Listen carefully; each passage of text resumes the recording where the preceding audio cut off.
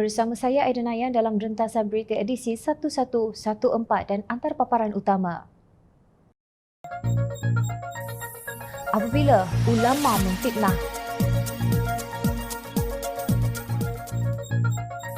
Macam mana boleh ada penyamun 1MDB di siang hari?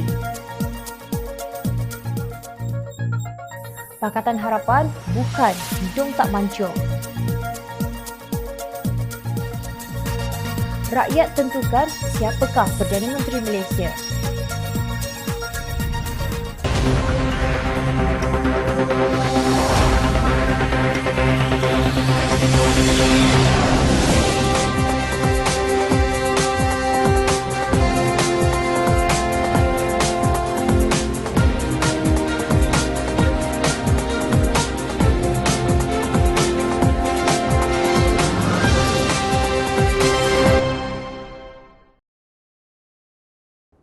Assalamualaikum dan salam sejahtera. Apakah hukumnya apabila ulama mengeluarkan kata-kata yang membawa kepada fitnah? Malangnya itulah yang berlaku sekarang di negara ini. Tabung haji zaman Pakatan Harapan amat perit, kata Menteri Besar Kelantan Datuk Ahmad Yaakob dalam ucapan di Majlis Ihya Ramadan Pimpinan Kerajaan Negeri bersama anak Kelantan di perantauan zon Lembah Kelang pada 17 April lalu. Yang kuasa tidak Islam, maka kepentingan umat Islam mula tercejas. Contohnya, tabung haji. Tuan-tuan semua tahu. Tak payah saya cerita. Bagaimana tabung haji merupakan milik 1% orang Islam. Tetapi setelah bertukarnya kerajaan dalam masa 22 tahun, 22 bulan, semua orang tahu. Amat perit. Itu satu perkara yang saya sentuh. Satu perkara sahaja. Jadi Alhamdulillah. Kononnya ia berlaku kerana wujud pertembungan dengan orang bukan Islam seperti di Kelantan. Walaupun beliau tidak menyebutnya, kita tahu beliau maksudkan DAP. Namun apa yang disebut dengan dua perkataan amat perit oleh Ahmad Yaakob itulah fitnah yang amat perit kerana beliau tidak mengemukakan sebarang bukti dalam ucapannya. Bekas Menteri di Jabatan Perdana Menteri Hal Ehwal Agama, Datuk Seri Mujahid Yusof membidas Ahmad Yaakob bahawa sebenarnya Pakatan Harapan menyelamatkan tabung haji. Fakta menunjukkan zaman Pakatan Harapan bawah saya tabung haji berjaya dipulihkan, ujarnya. Mujahid berkata penstrukturan semula berjaya mengimbangkan defisit antara aset dan liability. Katanya tabung haji berjaya patuh kepada Seksyen 22 Akta Tabung Haji dalam pengagihan hibah yang sejak 2014 zaman Barisan Nasional diberi amaran tidak patuh. Menurut surat bertarikh 23 Disember 2015 daripada Governor Bank Negara Malaysia ketika itu, Tan Sri Dr. Zeti Akhtar Aziz memberitahu Datuk Seri Abdul Aziz Abdul Rahim tabung haji hanya mempunyai aset bernilai 98 sen bagi setiap ringgit. Abdul Aziz merupakan pengerusi tabung haji ketika itu sehingga Barisan Nasional dijatuhkan oleh Pakatan Harapan pada pilihan raya umum ke-14 2018. Seksyen 22 Akta Tabung Haji menyatakan bahawa ia tidak boleh mengumumkan dividen dan bonus kepada pencarumnya iaitu pendeposit jika nilai aset institusi itu kurang daripada obligasinya. Mujahid juga menegaskan tabung haji berjaya patuh kepada Malaysian Financial Reporting Standards MFRS dan International Financial Reporting Standard IFRS iaitu syarat perekonomian bersih yang tidak dipatuhi dalam akaun 2017 pada zaman Barisan Nasional. Pencarum bertambah dan aset lebih tinggi dari tanggungan menandakan kesihatan tabung haji dari sudut keuangan. Kelestarian tabung haji dipacu oleh penstrukturan semula strategic asset relocation dan perbelanjaan berkesan pentadbiran untuk kekal unggul dan kukuh menghadap tahun mendatang yang mencabar. Jelas beliau. Beliau berkata pendeposit mempercayai usaha yang dilakukan zaman Pakatan Harapan kerana tidak berlaku bank run atau panik walaupun terpaksa memberikan hibah rendah tahun pertama pemulihan untuk 2018. Sebuah laman web yang membicarakan tentang dunia pelaburan dan kewangan iaitu theasset.com turut menamakan proses penstrukturan tabung haji sebagai terbaik. MB Kelantan perlu rajin membaca sikit semua laporan audit dari tahun 2018 hingga 2020 dan akan mendapati laporan sebagai bersih, patuh dan menggambarkan kedudukan sebenar, bukan manipulasi. Segala yang dinikmati hari ini adalah hasil kejayaan penstrukturan semula zaman Pakatan Harapan, tegas Naib Presiden Amanah itu. Ahmad Yaakob yang merupakan Timbalan Mursyidul Am PAS, iaitu jawatan kedua tertinggi dalam hierarki ulama PAS itu dinasihatkan supaya mendengar fakta, bukannya fitnah. Soalan saya kepada MB Melayu Islam, nak dengar fakta atau nak ulang fitnah terhadap tabung haji Bidas Mujahid? Oleh kerana Menteri Besar Kelantan mengulas mengenai surah Toha, ingin jom channel memetik firman Allah Subhanahu Wa Taala dalam ayat 74 surah tersebut sebagai peringatan kepada kita. Terjemahannya, sebenarnya sesiapa yang datang kepada Tuhannya pada hari akhirat sedang ia bersalah, maka sesungguhnya adalah baginya neraka Jahannam yang ia tidak mati di dalamnya dan tidak pula hidup. Surah Toha ayat 74. Dalam bulan Ramadan yang mulia, sepatutnya kita perbanyakkan ibadah, bukan mengulangi fitnah. Bertaubatlah wahai pemimpin Melayu Islam. Ketua Pegawai Keuangan CFO One Malaysia Development Berhad One MDB Azmi Tahir melihat tiada keperluan untuk menyiasat kesahihan Ebar Investment PJS Limited BVI kerana tidak pernah menerima arahan daripada lembaga firma pelaburan itu untuk berbuat demikian. Azmi memberitahu Mahkamah Tinggi demikian ketika memberi keterangan sebagai saksi pendakwaan ke-12 dalam perbicaraan rasuah bekas Perdana Menteri Datuk Seri Najib Abdul Razak melibatkan 2.3 bilion US dollar dana yang didakwa diselewengkan daripada One MDB. Azmi berkata tugasnya sebagai CFO pada 2014 adalah untuk mengagihkan dana seperti yang diarahkan, sementara semua hubungan dan urusan dengan Ebar palsu itu dikendalikan oleh bekas peguam One MDB Jasmine Lu Aiswan. Beliau disoal siasat oleh peguam Najib Wan Aizuddin Wan Muhammad berhubung perjanjian pembelian balik option One MDB Energy Holdings Limited yang ditandatangani dengan Ebar BVI, syarikat palsu yang menyamar sebagai anak syarikat kepada Syarikat Pelaburan Petroleum Antarabangsa IPIC milik Kerajaan Abu Dhabi. Ebar BVI merupakan syarikat cengkerang yang ditubuhkan oleh pembiaya dalam buruan Low Tech Joe atau JOLO di British Virgin Islands yang kini disebut sebagai Ebar palsu. Perjanjian itu menyatakan bahawa One MDB Energy, anak syarikat milik penuh One MDB, akan komited untuk membayar 989 juta US dollar untuk membeli balik option dan 175 juta US dollar daripada 989 juta US dollar akan dibayar terlebih dahulu pada tarikh perjanjian itu. Azmi mendakwa hanya menyedari mengenai Ebar palsu itu pada 2019 selepas dipanggil oleh Suruhanjaya Pencegahan Rasuah Malaysia SPRM yang menyoalnya berhubung penipuan urus niaga itu. Wang tersebut bertujuan untuk membeli balik 49% saham yang dipegang oleh IPIC dalam anak syarikat One MDB, One MDB Energy dan One MDB Energy Langat Limited. Ia tidak pernah dibangkitkan, terdapat 30 atau 40 pasang mata yang melihat perjanjian ini dan ia Ebar palsu tidak dikesan, ujarnya.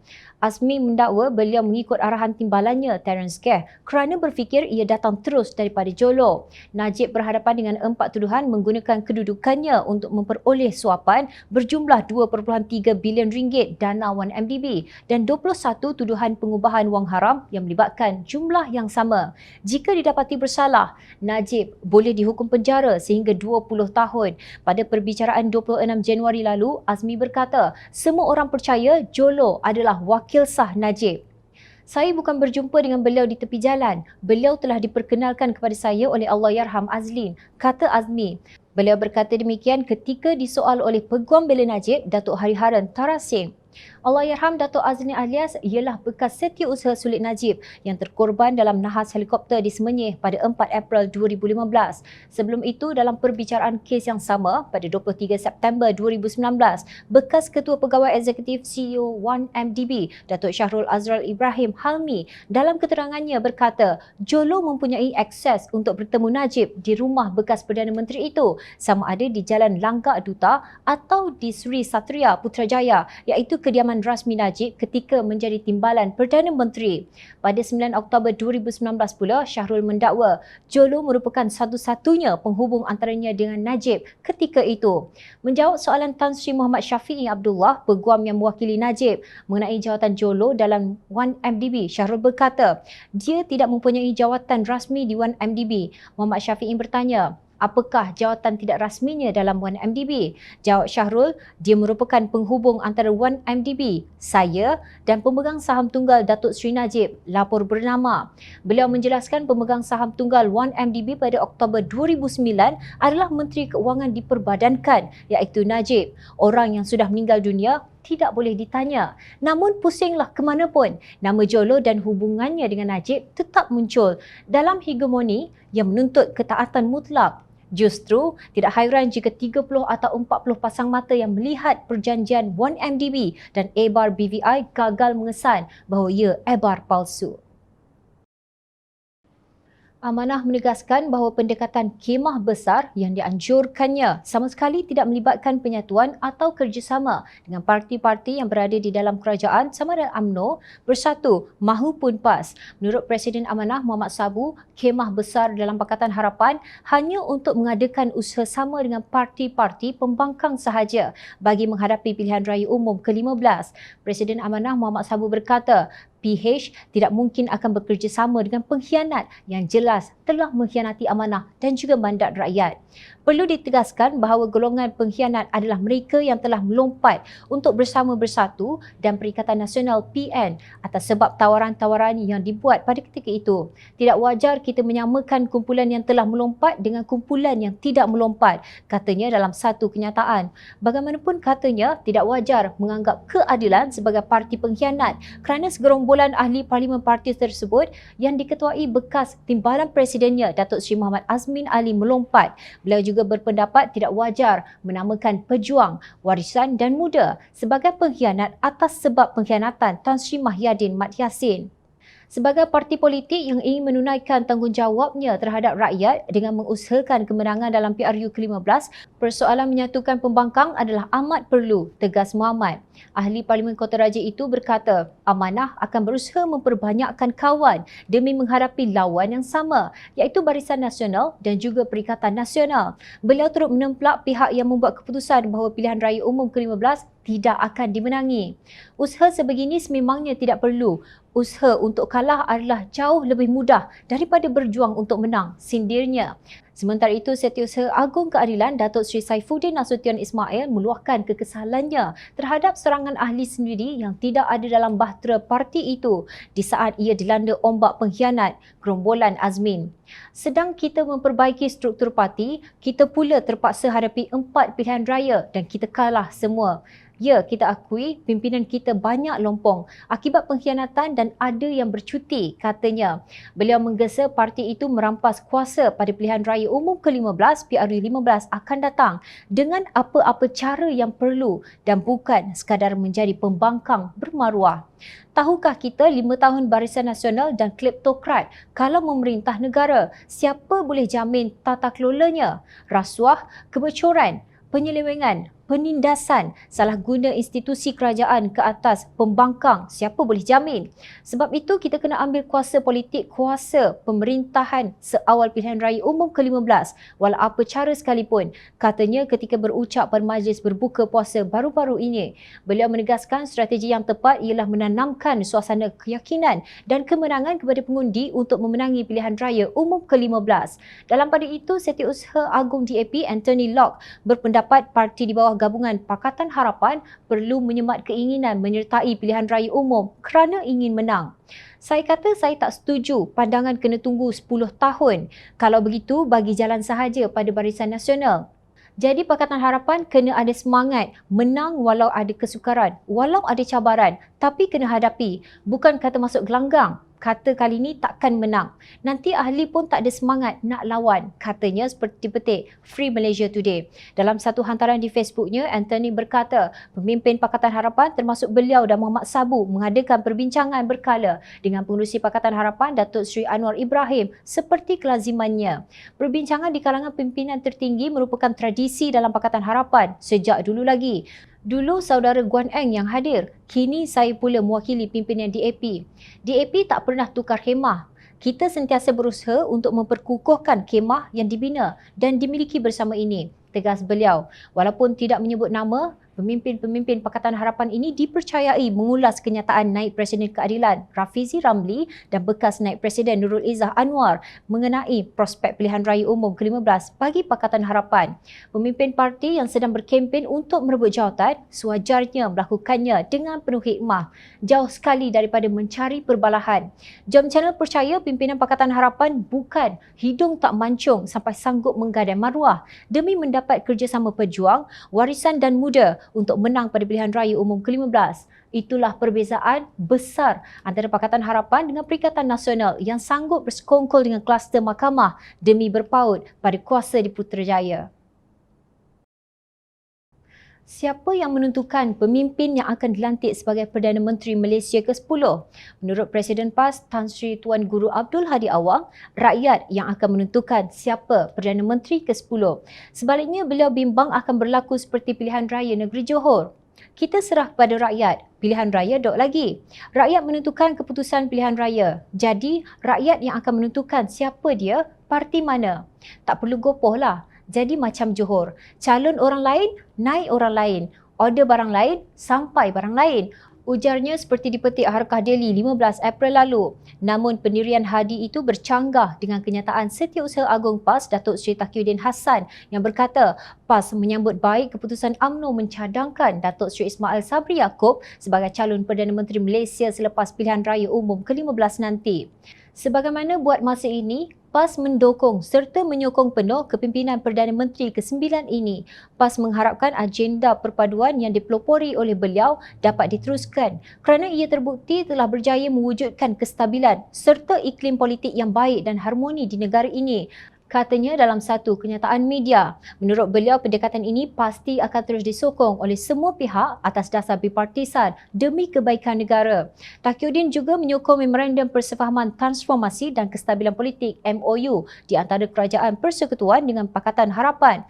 Katanya PAS yakin MOU berkenaan yang terpakai sehingga pembubaran Parlimen Malaysia ke-14 akan terus membantu proses pemulihan negara di bawah kepimpinan Ismail Sabri dalam semua aspek termasuk kesihatan, ekonomi, sosial dan hidup serta kehidupan rakyat jelata.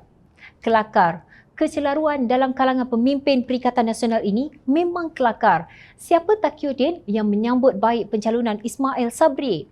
Setiausaha Agung Perikatan Nasional ialah Menteri Dalam Negeri Datuk Seri Hamzah Zainuddin. Beliau yang memiliki autoriti untuk mengeluarkan kenyataan bagi pihak Perikatan Nasional. Justru Taqiyuddin tidak boleh bercakap bahawa pencalonan Ismail Sabri sebagai Perdana Menteri ke-10 terus disokong oleh semua pihak atas dasar apa pun.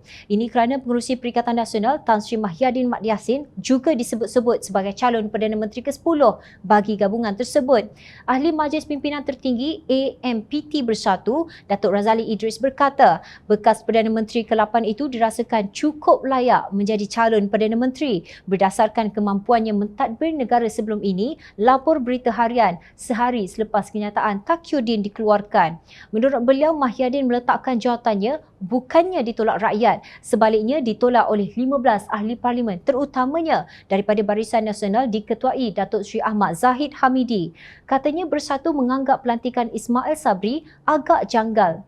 Rakyat kehairanan mengapa pemimpin yang berjawatan nombor 3 dicadangkan, ke manakah perginya dan adakah pemimpin berjawatan nombor 1 dan 2 dalam parti itu tidak berkelayakan untuk dicalonkan. Soalnya seperti dipetik.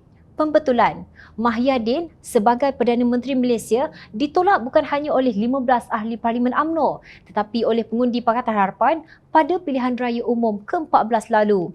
Percayalah, Mahyadin juga akan ditolak oleh rakyat pada pilihan raya umum ke-15 nanti kerana pengkhianatannya. Rakyat tidak lupa kerana rakyat sentiasa memerhati. Teruskan bersama kami di Jom Channel dan layari portal jomchannel.net untuk mendapatkan berita politik tanah air. Saya Aidana Yan. Terima kasih. Assalamualaikum dan salam sejahtera.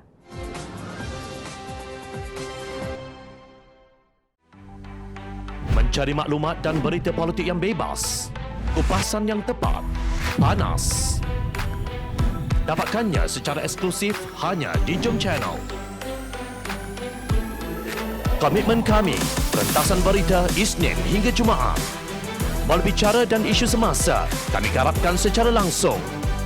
Panel-panel berkaliber dan profesional. Interaktif, Pandangan anda kami raikan. Jangan lupa bersama kami di setiap hujung minggu dalam edisi khas mingguan. Jom channel, moving forward, sharing a new experience.